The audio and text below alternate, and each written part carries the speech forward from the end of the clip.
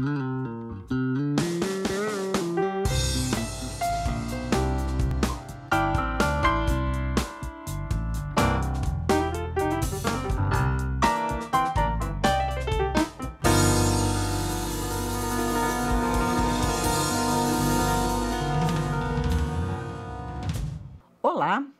A noção de direitos humanos vem de longe.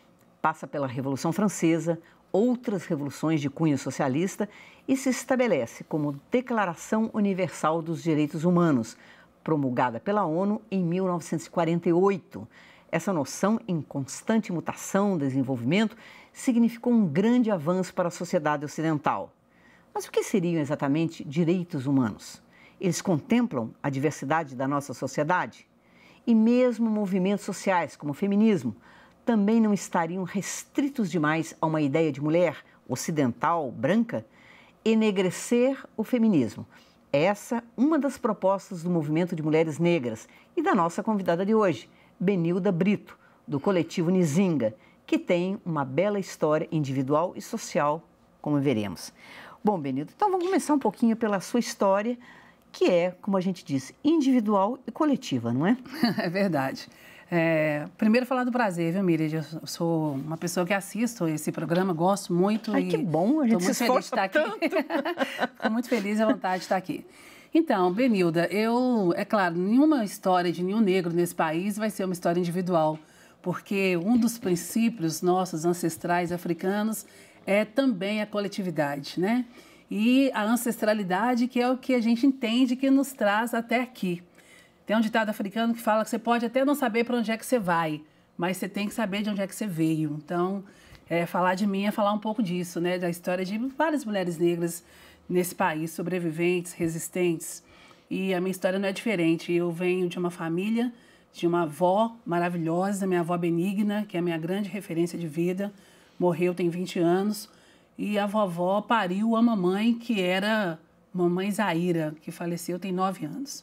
Mas vovó tem um dado curioso, porque a vovó era mãe solteira. Minha avó é daqui da Serra do Cipó, do quilombo do Açude. E a minha avó engravidou do meu avô lá, e ela foge de lá e vem para Belo Horizonte para parir a mamãe aqui, porque a vovó falava que nasceu para ser mãe, não para ser esposa. Interessante isso, Mais né? tarde eu fui aprender do movimento feminista que isso é direito sexual reprodutivo, mas a vovó nem imaginava essa expressão. Ela era uma feminista Van la lettre, como se fala muito chiquemente. Assim. Imagina, ela nasceu em 1914 e tem uma concepção dessa, né? De poder dizer que ela só queria ser mãe, ela não queria ser esposa, e ela só teve a minha mãe. Então a vovó nos criou.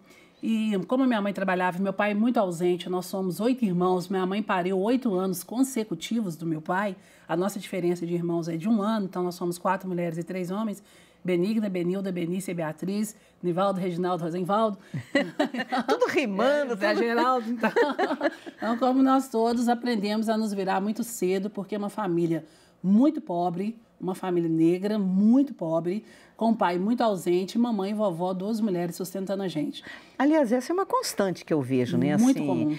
Os homens ausentes, as mulheres exercendo um papel assim super poderoso nas famílias. A grande maioria de nós, mulheres negras, somos chefes de família, né? Somos nós que... Olha, Benilda, eu não sei nem de onde que veio essa história de sexo fraco, porque cada vez que eu olho, eu percebo cada vez mais que o sexo forte é a mulher. É porque se em algum momento da história a mulher foi sexo frágil, não fomos nós, mulheres negras, né? Porque eu acho que aí também a gente tem que...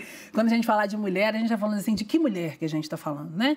As pesquisas costumam muito fazer isso. Porque as mulheres... Aí eu sempre falo, gente, que recorte, de que mulheres? Então, eu cresci assim, aprendendo a me virar muito cedo, nós todos, meus irmãos. Uma família muito pobre, mas de muito carinho, de muito afeto. Eu fui muito privilegiada, porque eu dormi com a minha avó até os 19 anos. No começo é porque eu não tinha cama mesmo, a gente tinha que se virar. Mas depois eu acostumei, era tão bom, era tão bom. E aí eu saí muito tarde, mas eu era a neta privilegiada dela, a neta mais querida, a neta mais... Então, eu sou neta criada com vó, sou dengosa, sou chorona, sou guerreira, mas também sou de uma fragilidade muito grande, né? Às vezes, muito implícita, mas que a necessidade de ser mulher e negra te força a ter um posicionamento mais firme, ainda mais quando você junta outras condicionantes na sua identidade, a resistência tem que ser muito maior. Então, eu me casei com 19 anos, tenho 3 filhos, o Adaê, que tem 28, a Laê tem 23, a Ana tem 18. E eu tenho um neto de 5 anos, que é o Enan Miguel, que eu adoro, o menino, acho que é o neto mais lindo do mundo. Agora você vai ser a benigna do seu neto. É isso que é a ancestralidade, é exatamente isso. Eu tenho a obrigação de ser uma boa avó, porque eu tive uma avó sensacional. Então, assim, a ancestralidade vai passar por ela. A vovó Benigna, mamãe Zaira, eu, os meus 3 filhos e agora meu neto. Então, é esse ciclo que eu acho bonito, mágico, né? Agora, e aí, ao longo da vida, Miriam, só para terminar... Como é que você foi indo para os direitos humanos? Fui indo porque eu aprendi muito cedo. Aos 9 anos, eu estava encarando o mercado de trabalho, assinei minha carteira com 13. Então, eu aprendi que ser criança preta era muito difícil.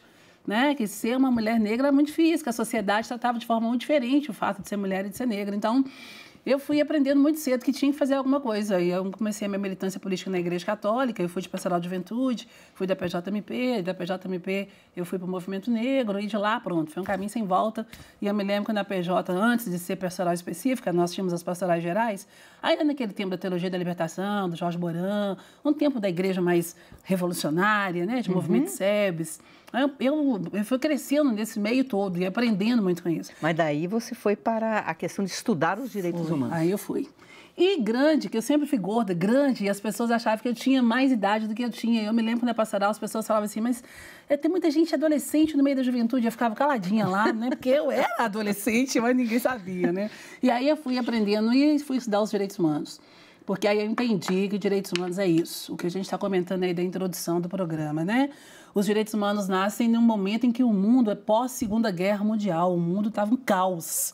Ou as pessoas se respeitavam, percebiam a diferença, alguém tinha que fazer alguma coisa e a ONU vai promulgar a Declaração Universal dos Direitos Humanos nesse período. Então, eu entendi que aquela luta que eu fazia era uma luta que tinha tudo a ver com direitos humanos, porque eu estava afirmando a identidade de um povo ao estar no movimento negro. E a nós, negros, qualquer apelido que não é humano recai sobre a gente desde pequenininho. Eu costumo falar que você sobreviver à discussão racial, à sua identidade racial e dizer que isso é um direito humano, para a gente que é negro, foi muito difícil. Porque a gente aprendeu a vida inteira que a gente é macaco. Minha avó morreu tem 20 anos e ela era chamada de macaca. Minha mãe era chamada de macaca. Eu sou chamada de macaco no trânsito toda hora. Meus 3 filhos são chamados de macaco e meu neto foi chamado de macaco outro dia na escola. Então, eu falo que o racismo, ele nem muda na história, ele nem muda de personagem, ele nem muda de estratégia, né? Então, para a gente, negro, dizer que a gente era humano foi o que me levou a estudar direitos humanos. Eu lecionei na Universidade Católica há 8 anos, lecionando direitos humanos para o 4º período de direito. A minha vida foi toda pautada em função dos direitos humanos. Afinal? E os direitos humanos são isso. Eu costumo dizer para as pessoas entenderem que é principalmente para o direito de poder exercer a sua identidade e vivenciar o que a Constituição Federal garante, que todos os direitos têm que ser iguais para todo mundo. O artigo 5º é a maior Declaração Universal de Direitos Humanos. Então, a gente não tem uma prática do respeito. Hoje eu trabalho no Instituto de Direitos Humanos. Eu sou técnica dentro do Instituto de Direitos Humanos. Eu trabalho protegendo defensores de direitos humanos. É um programa federal. Então, a gente tem comunidades indígenas, quilombola, LGBT, a questão de gênero, está todo mundo lá. Então, por que está todo mundo lá nessa bacia de direitos humanos? É para dizer exatamente isso. Direitos humanos é a garantia de que você tem direito com a sua diversidade, do lugar que você está. Bom, nós vamos fazer um rápido intervalo e nós voltamos daqui a pouco já falando sobre outros temas, sobre movimentos sociais, o feminismo e também a questão da dificuldade das crianças negras na escola. Até daqui a pouco.